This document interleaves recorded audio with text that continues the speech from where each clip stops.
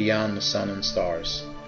The heavenly messenger then said, "That you may never doubt the reality of eternal things, I have come to show you the truth of them, not by faith but also by sight. I will show you things never yet seen by mortal eye, and to that end your eyes shall be strengthened and made able to behold heavenly things."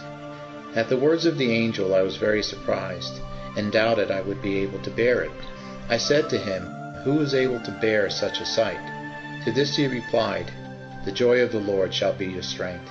When he had said this, he took hold of me and said, "Fear not, for I am sent to show the things you have not seen." Then before I was aware, I found myself far above the earth, which seemed now to be very small. Then I said to my bright conductor, "Please let it not offend you if I ask a question or two."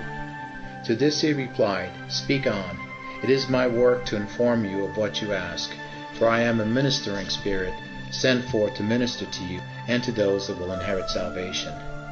Then I said, "Please inform me about that dark spot below, which has grown smaller and smaller as we have mounted higher, and which appears much darker since I have come into this region of light."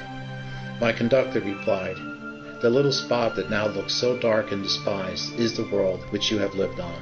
To obtain one small part of that spot of earth, so many men have risked and lost their immortal souls, which are so precious that the Prince of Peace has told us that though a man could gain the whole world, it would not equal so great a loss. As you have ascended higher towards heaven, the world has appeared still smaller and more insignificant, and it will appear the same to all who can by faith get their hearts above it. If the sons of men below could but see the world as it is, they would not covet it as they do now. But alas, they are in a state of darkness. For although the Prince of Light came down among them, and showed them the true light of life, yet they go on in darkness, and will not bring themselves to the light, because their deeds are evil." Then I asked him, "What are those multitude of black and horrible forms that hover in the air above the earth?" I would have been much afraid of them, but I saw that as you passed by they fled, perhaps not being able to abide your brightness. To this he answered me, "They are the fallen angels, which for their pride and rebellion were cast down from heaven. They wander in the air by decree of the Almighty, being bound in chains of darkness and kept unto the judgment of the great day. They are permitted to descend into the world, both for the trial of the elect and for the condemnation of the wicked. And although you see that they now have black and horrible forms, yet they were once the sons of light.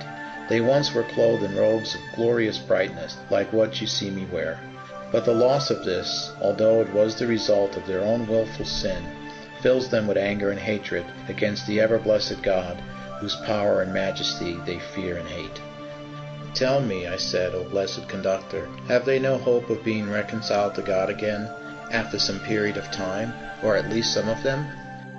"No, not at all. They are lost forever. They were the first that sinned, and had no tempter, and they were at once cast down from heaven. Besides, the Son of Man, the blessed Redeemer, by whom alone salvation can be gained, did not take upon himself the angelic nature. He left the apostate angels all to perish, and he took upon himself only the seed of Abraham. For this reason they have so much hatred against the sons of men, because it is a torment for them to see men made the heirs of heaven, while they are doomed to hell." By this time we were above the sun.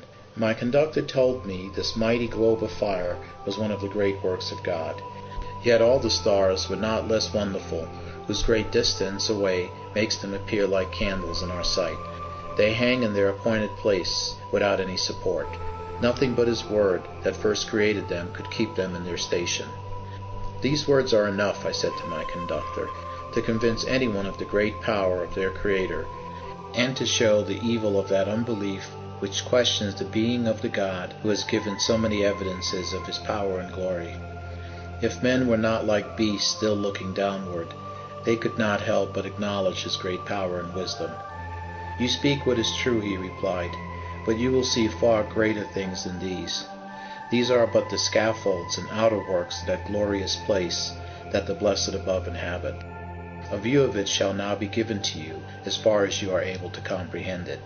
In a few moments I found what my conductor had told me was true, for I found myself transferred into heaven, where I saw things that are impossible to describe. and heard beautiful songs that I could never sing. Whoever has not seen that glory can speak but very imperfectly of it, and they that have seen it cannot tell the thousandth part of what it is. Therefore the great apostle of the Gentiles, who tells us that he had been caught up into paradise, where he had heard unspeakable words which are not possible for a man to utter, wrote that eye has not seen, nor ear heard, nor has it entered into the heart of man to conceive the things that God has prepared for those who love him. I will give you the best account I can of what I saw and heard, as near as I can remember.